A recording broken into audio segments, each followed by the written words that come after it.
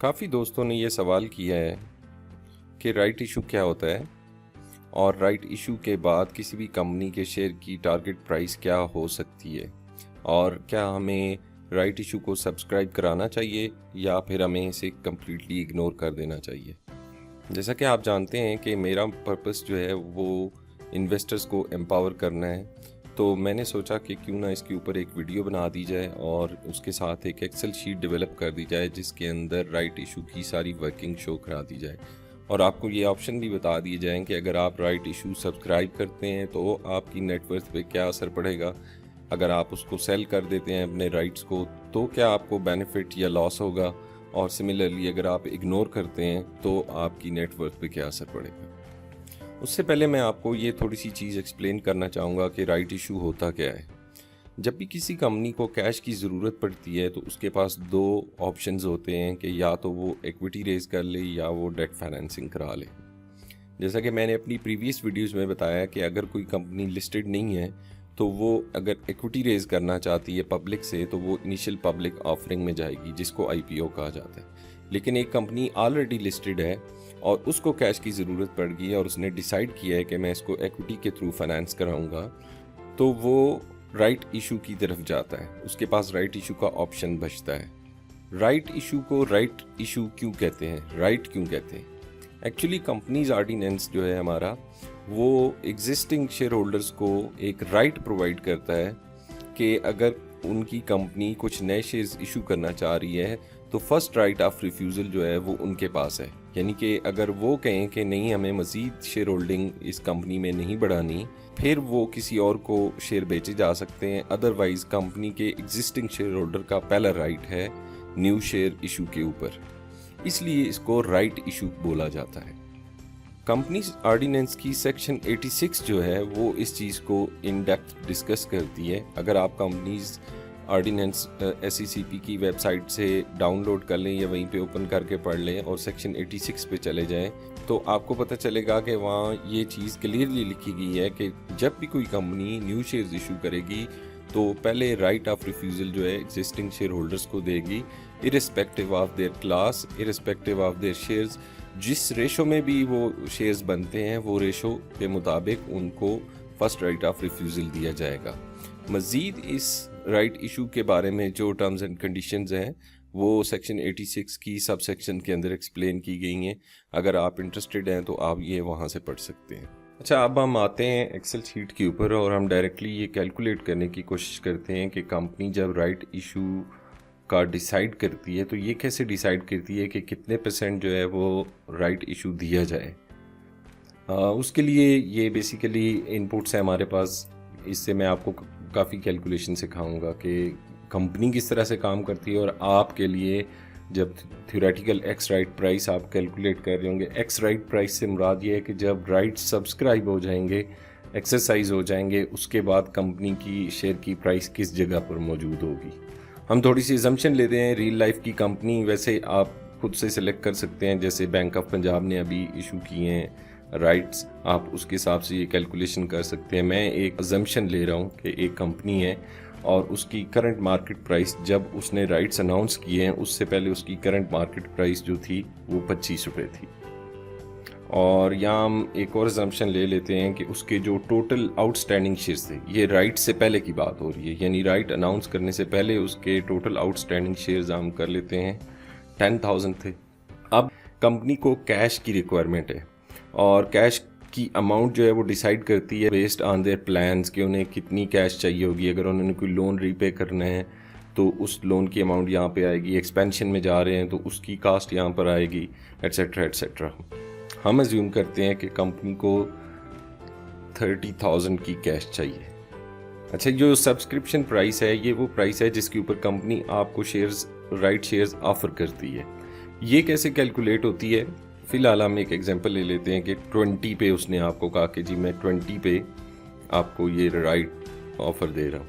अच्छा, ये 20 क्यों होती है, ये 10 क्यों नहीं होती, ये 30 क्यों नहीं होती, ये 12 क्यों नहीं होती? ये बेसिकली कंपनी के जो फाइनेंशियल मैनेजर्स हैं वो ये डिसाइड करते हैं कि इसकी क्या प्राइस होनी चाहिए और इसके पीछे लंबी चौड़ी वर्किंग है कि ये कैसे डिसाइड होती है। हम अभी उस बहस में नहीं पढ़ते हैं, हम सिंपली अज्यूम कर लेते हैं कि उन्होंने ₹20 ऑफ़र किए हैं फॉर राइट शेयर्स। अच्छा, अब ये देखना है कि राइट शेयर्स कितने इशू करने पड़ेंगे उन्हें।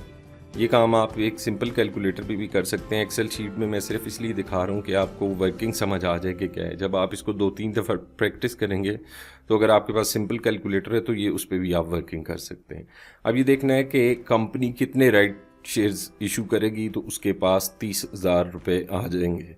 उसका सिंपल सा फार्मूला है कि कैश रिक्वायरमेंट कितनी है 30,000 और डिवाइड कर दें उसको सब्सक्रिप्शन प्राइस के, एक शेयर की क्या प्राइस उन्हें मिलने वाली है 20।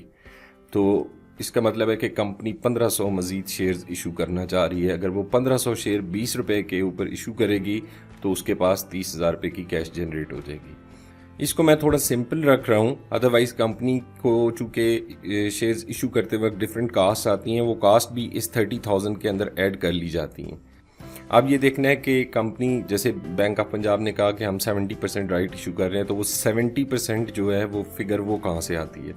वो ऐसे आती है कि आप ये कहते हैं कि अच्छा आप 1500 नए शेयर इशू कर रहे हैं, इसको डिवाइड कर दें एग्जिस्टिंग शेयर्स मेरे कितने हैं। एग्जिस्टिंग शेयर्स आपके 10,000 है, तो यहाँ से जो अमाउंट आएगी 15%। इसका मतलब है कि ये कंपनी 15% राइट इशू ऑफ़र कर रही है। यानी कि 10,000 पहले शेयर्स थे, अगर 10,000 का 15% निकालें तो वो 1500 बनता है। यही शेयर वो इशू कर रहे हैं, तो ये 15% का राइट इशू इसका मतलब है ये ऑफ़र कर रहे हैं। इस कंपनी की जब अनाउंसमेंट आएगी तो ये कहा जाएगा कि 15% राइट इशू जो है वो ऑफ़र किया जा रहा है एग्जिस्टिंग शेयर होल्डर्स को। अब जो सबसे इम्पॉर्टेंट क्वेश्चन है कि थ्योरेटिकल एक्स राइट प्राइस जो है, कि जब ये राइट्स लोग सब्सक्राइब करा लेंगे, जब ये राइट्स एक्सरसाइज हो जाएंगे, उस वक्त कंपनी की शेयर की प्राइस क्या होगी? क्या वो 25 ही रहेगी जो यहाँ पर है, या वो 20 होगी, या इन दोनों के बीच में कुछ होगी, या 10 हो जाएगी, या 5 हो जाएगी? उसके लिए यहाँ पे सिंपली फार्मूला लग सकता है, लेकिन मैंने ये नीचे वर्किंग और बनाई है ताकि आपको स्टेप बाय स्टेप समझा सकूँ कि ये कैसे कैलकुलेट होती है। अदरवाइज़ आप यहाँ सिंपली एक फार्मूला के थ्रू भी कैलकुलेट कर सकते हैं। इसके लिए हमें इनपुट क्या चाहिए कि मार्केट कैपिटलाइजेशन बिफोर राइट्स क्या थी। मार्केट कैपिटलाइजेशन आपको पता हो कि जितने नंबर ऑफ शेयर्स हैं उसको मल्टीप्लाई कर देते हैं मार्केट प्राइस के साथ, यानी 10,000 और मार्केट प्राइस जो थी उस वक्त 25 थी, तो ये करंट मार्केट कैपिटलाइजेशन आ गई। इसको ज़रा नंबर फॉर्मेटिंग ठीक कर लेते हैं। ओके जी।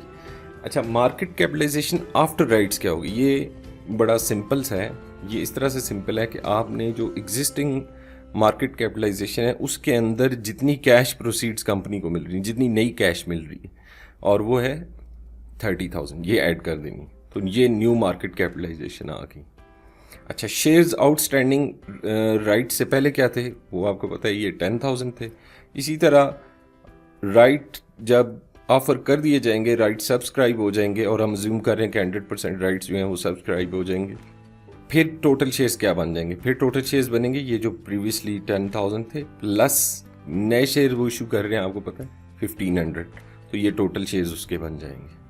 अब आपने एक्स राइट प्राइस कैसे निकालनी है, इसको गौर से समझिएगा।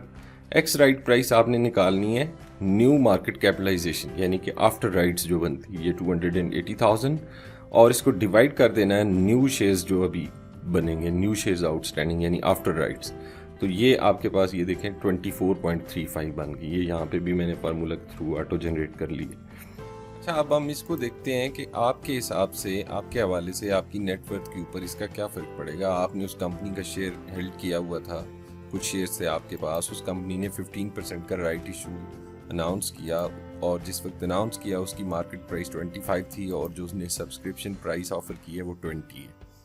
आप इस शीट पे डायरेक्टली वर्किंग भी कर सकते हैं, और ये ज़्यादा आपके लिए इम्पॉर्टेंट है। जो इससे पहले मैंने आपको चीज़ समझाई वो कंपनी के पॉइंट ऑफ व्यू से इम्पॉर्टेंट है, ताकि आपको राइट इशू की वर्किंग समझ आ जाए। यहाँ पर अगर आप कुछ भी चेंज कर लें, जैसे आप 70% करना चाह रहे हैं, बैंक ऑफ पंजाब की कैलकुलेट करना चाह रहे हैं, या आप उसकी मार्केट प्राइस अभी की लिखें, उसकी सब्सक्रिप्शन प्राइस लिखें, तो ये वर्किंग जो नेक्स्ट समझा रहा हूँ इससे आप बैंक ऑफ पंजाब की थ्योरेटिकल प्राइस भी कैलकुलेट कर सकते हैं। हम यहाँ अज्यूम करते हैं, इसी कंपनी को लेके चलते हैं, और हम अज्यूम करते हैं कि आपके पास सपोज इस कंपनी के 2000 शेयर्स थे। अब ये कैलकुलेट करना है कि आपके कितने राइट्स बनते हैं, तो आप सिंपली अपने शेयर्स को, जो भी आपके शेयर्स हैं, इसको मल्टीप्लाई कर दें 15% से, जो परसेंटेज उसने ऑफर की है, तो आपको इतने शेयर, इतने राइट्स मिल गए हैं, यानी आप 300 मजीद शेयर बाय कर सकते हैं।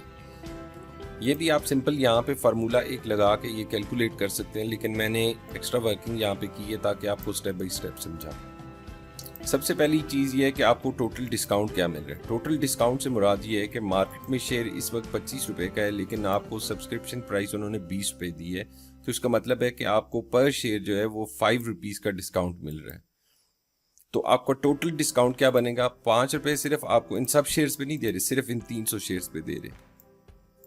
तो इसका मतलब ये हुआ कि आपका टोटल डिस्काउंट हो जाएगा 300 मल्टीप्लाइड बाई, और मल्टीप्लाइड बाई करके आप जो मार्केट प्राइस है माइनस जो आपको सब्सक्रिप्शन प्राइस है, या सिंपली आप यहाँ पे 5 भी लिख सकते हैं, लेकिन फार्मूला लगा लेते हैं। तो 1500 रुपये का आपको टोटल डिस्काउंट मिल रहा है। टोटल शेयर्स जो आपके पास बन जाएंगे इस काम के बाद, वो बनेंगे 2000 पहले आपके पास थे, और फिर आपने जो आपको राइट ऑफर हो रहा है वो भी इसके अंदर ऐड कर ले, तो आपके पास 2300 शेयर्स बन जाएंगे। अगर आप 1500 को डिवाइड कर दें 2300 जो आपके नए शेयर्स हैं, discount divided by total new shares, तो ये आपको एक राइट की वैल्यू पता चल गई कि आपको जो राइट दिए जा रहा है उसकी वैल्यू 0.65 है। तो ये हम सिंपली यहाँ पे इज इक्वल टू करके ये लगा देते हैं। अच्छा, थ्योरेटिकल एक्स राइट प्राइस क्या होगी? ये आपने कैसे करना है कि आप यहाँ पर दो चीज़ें आपने ऐड करनी है। जो एग्जिस्टिंग शेयर्स हैं 2000 multiplied by existing market rate जो है वो, और प्लस करना है आपने न्यू शेयर्स आपको 300 मिल रहे हैं, और ये किस रेट पे मिल रहे हैं? 20 पे।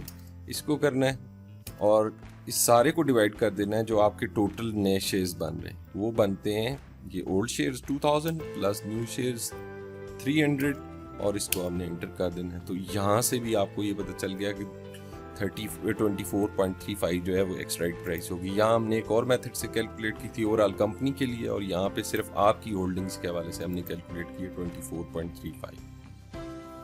अच्छा, अब आते हैं नेक्स्ट क्वेश्चन की तरफ। जब लोग ये पूछते हैं कि अगर मैं शेयर सब्सक्राइब करूं तो क्या होगा, अगर मैं इग्नोर कर दूं तो क्या होगा, या मैं अगर अपने राइट्स जो हैं वो सेल कर दूं तो क्या होगा।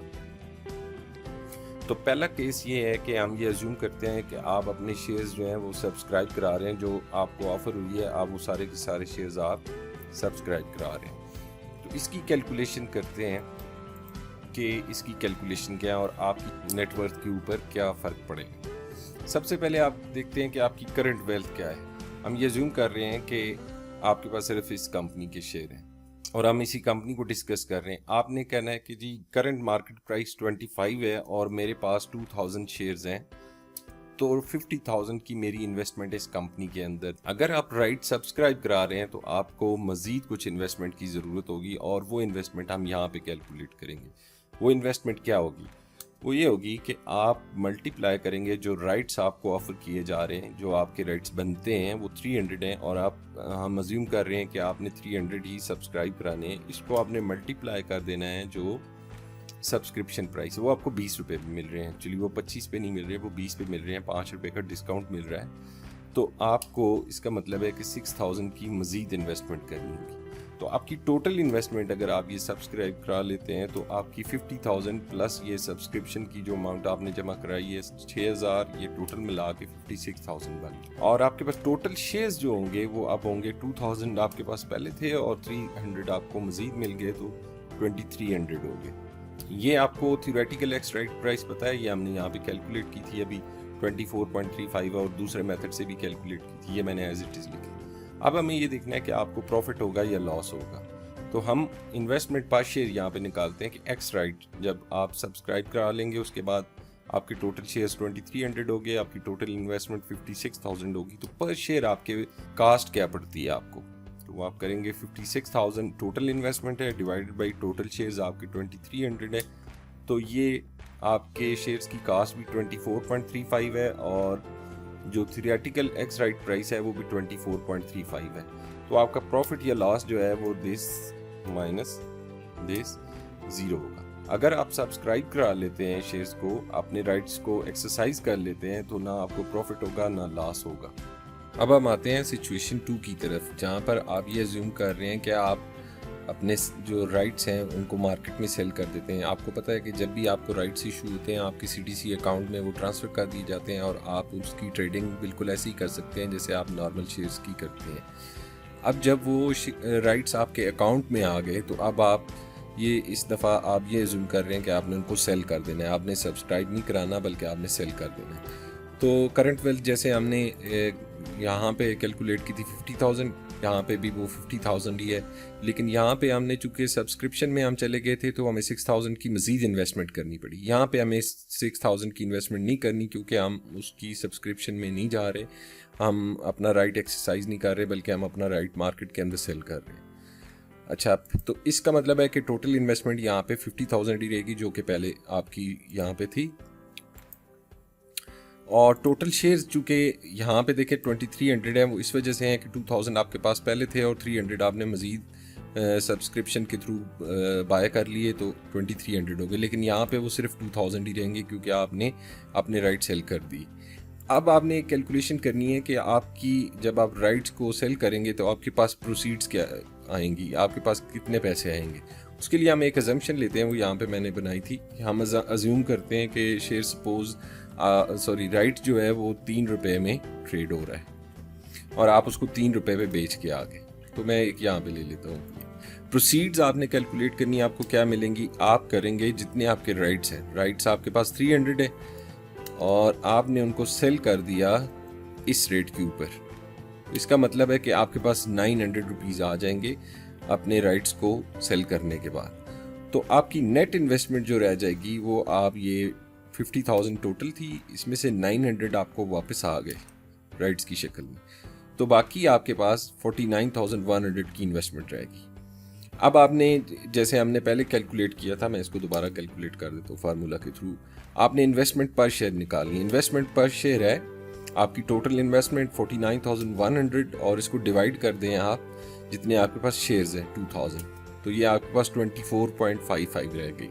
जो थियोरेटिकल एक्स राइट प्राइस है वो 24.35 है, जैसे कि हमने बाकी जगह पे यहाँ भी कैलकुलेट किया था और एक दूसरी शीट पे भी कैलकुलेट किया, वो 24.35 है। इस सूरत में अगर हम प्रॉफिट एंड लॉस निकालें तो जब इसमें से आप माइनस कर देंगे ये, तो आपकी कास्ट तो उन शेयर की 24.55 है, लेकिन मार्केट में वो ट्रेड हो रहे होंगे 24.35 के, तो आपको 0.2 पर शेयर का लॉस हो जाएगा, 20 पैसे पर शेयर का लॉस हो जाएगा। अब यहाँ पे एक इसी की फर्दर एक्सटेंशन में आपको डिस्कस कर दूं कि आपने ये चेक करना है कि मैं राइट को किस प्राइस पे बेचूं तो मेरा ये प्रॉफिट जो है या लॉस जो है वो ज़ीरो हो जाएगा। ब्रेक इवन जिसको आप कहते हैं, ब्रेक इवन प्राइस आपने यहाँ पे निकालनी है। अच्छा जी, अब इसको कैसे कैलकुलेट करना है, इसमें भी हमने सबसे पहले लिख देना है कि हमारी करंट वेल्थ क्या है। वो हमने जैसे कैलकुलेट किए, यहाँ पे भी कैलकुलेट किए और ये भी कैलकुलेट किए। मैंने एज इट इज़ लिख दिया कि 50,000 मेरी करंट वर्थ है इस स्क्रिप्ट के अंदर। अब मैं ये देखना चाह रहा हूँ कि जब राइट्स की एक्सपायरी हो जाएगी उसके बाद मेरी वेल्थ क्या रह जाएगी, और अजम्पशन ये है कि हम अपने राइट्स जो हैं वो सेल कर रहे हैं। अब हमने ये कैसे कैलकुलेट करना है कि मेरी एक्स राइट जो है वो वेल्थ क्या होगी, वो हम ये करेंगे इज़ इक्वल टू, अब आपने एक्स राइट प्राइस निकालनी है। एक्स राइट प्राइस जैसे हमने ये निकाली है 24.35 और इसको मल्टीप्लाई कर दें आपके जितने शेयर्स रहेंगे उसके बाद। चूँकि आपने राइट सेल कर दिए हैं तो आपके शेयर वही पुराने जो थे 2000 वही रहेंगे। तो इसका मतलब है कि आपके शेयर्स की मार्केट वैल्यू जो है राइट्स की एक्सपायरी के बाद 48,696 रह जाएगी। आपकी वेल्थ में लॉस क्या आएगा वो आप निकालेंगे इज़ इक्वल टू जो आपकी करंट वेल्थ है माइनस जो एक्स राइट आपकी होगी उसमें से उसको माइनस कर दें तो आपको 1,304 रुपये का नुकसान हो रहा है। अब 1,304 रुपये का जो नुकसान है ये आपने पूरा कहाँ से करना है, ये आपने पूरा करना है 300 शेयर बेच के, ये 300 राइट्स बेच के। तो इसका मतलब ये है कि अगर हम इस 1304 को 300 पे डिवाइड कर दें तो ये प्राइस आ जाएगी 4.35। तो 4.35 में अगर मैं अपना एक राइट बेचूं तो इसका मतलब है कि मेरा प्रॉफिट एंड लॉस ज़ीरो हो जाएगा। इसको अभी हम चेक कर लेते हैं कि यहाँ पे ये जो हमने प्राइस रखी थी मार्केट प्राइस, इसको हम इक्वल कर देते हैं इसके। तो यहाँ पे अगर आप चेक करें इस वक्त तो ये आपका प्रॉफिट एंड लॉस जो है वो ज़ीरो हो गए। तो ये एक आपको वर्किंग मिल गई है जहाँ से आप ये नोट कर सकते हैं कि आपको अपना राइट किस प्राइस पे बेचना चाहिए। अगर इससे नीचे बेचेंगे तो आप यहाँ पे अगर वो वैल्यू पुट करके देख लें, सपोज आप कहते हैं मैंने 4.0 पे बेच दिया, तो इसका मतलब है कि आपको 5 पैसे पर शेयर लॉस हो जाएगा इस सूरत में। तीसरा ऑप्शन इसके अंदर ये है कि आप ना तो शेयर्स को सब्सक्राइब कराएं, ना आप उनको राइट्स को मार्केट में सेल करें, बल्कि जस्ट उसको इग्नोर कर दें, जो कि मैंने 2-3 लोगों के साथ मेरी बात हुई है और ये चीज़ सामने आई कि उन्होंने इसके ऊपर कोई एक्शन नहीं लिया, ना आपने राइट्स सेल किए और ना उनको सब्सक्राइब किया। उस सूरत में आपको क्या फ़ायदा होगा या लॉस होगा, बड़ा सिंपल है। इसी वर्किंग के अंदर मैं आपको करके दिखा देता हूँ कि यहाँ पे जो प्रोसीड्स हैं, proceeds from sale of right आ रहे थे, अगर आप कोई एक्शन नहीं लेते तो आप सिंपली इसको डिलीट कर दें। आप देखें अब आपको क्या नुकसान हो रहा है। अब आपको प्रॉफिट या लॉस पर शेयर जो है, बल्कि इस सूरत में आपको लॉस हो रहा है, 65 पैसा पर शेयर का लॉस हो रहा है आपको। तो इसके ऊपर कोई ना कोई एक्शन ज़रूर लिया करें, या तो अपने शेयर्स जो हैं उनको सब्सक्राइब करा लें, या फिर आप उनको और राइट्स को मार्केट के अंदर सेल कर दें। और मार्केट के अंदर सेल करने के लिए आप ये कैलकुलेशन ज़रूर चेक करें कि कौन सी आइडियल प्राइस होनी चाहिए जहाँ पे आपको बेचना चाहिए। अच्छा, एक सूरत हाल ऐसी भी होती है कि जब राइट्स की प्राइस इससे ऊपर चली जाएगी, अब वहाँ पे आपको डिसीजन करना है कि आया आपने सब्सक्राइब कराना है या आपने उसको राइट्स से प्रॉफिट लेके बाहर निकल जाना है। जैसे अगर हम यहाँ कहें कि मार्केट प्राइस, पहले हम कंट्रोल जी कर लेते हैं, मार्केट प्राइस सपोज यहाँ पे 5 रुपये है, तो इस सूरत में आप देखें कि आपको 10 पैसे एक शेयर पे प्रॉफिट हो रहा है। तो अब आपके पास 2 ऑप्शन है, एक तो ये है कि आप शेयर सब्सक्राइब करा लें, दूसरा अगर आप उसको यहाँ पे सेल कर देते हैं तो आपको यहाँ पे 10 पैसे पर शेयर का प्रॉफिट हो जाएगा। एक और स्ट्रेटजी होती है जिसको कहते हैं टेल स्वेल्विंग। उसमें ये होता है कि आप एक ऐसी सिचुएशन में है जहाँ पे आप शेयर सब्सक्राइब भी कराना चाह रहे हैं, लेकिन आपके पास ये 6000 वाली इन्वेस्टमेंट नहीं है। अब आप क्या करेंगे? इस टेल स्वेल्विंग का मतलब ये है कि आप अपने कुछ राइट्स जो हैं, जैसे ये 300 राइट्स थे आपके, इसमें से 150 सेल कर दें और जो पैसे आपके पास आए उन पैसों से आप बाकी 150 जो हैं वो सब्सक्राइब करा लें। तो ये भी एक स्ट्रेटजी है, इसको भी ज़हन में रखें। अगर कभी आपके पास इन्वेस्टमेंट की कमी है, आपके पास कैश नहीं है, तो अपने सारे राइट्स सेल ना करें। अगर आपको कंपनी का फ्यूचर ब्राइट नज़र आ रहा है तो हाफ राइट्स सेल कर दें, हाफ या कोई भी परसेंटेज जितनी आपको चाहिए हो, जितनी कैश आपके पास शार्ट है उतने आप राइट सेल कर दें, और वो और बाकी कैश मिला के बाकी आप जो राइट्स हैं उनको आप सब्सक्राइब करा लें।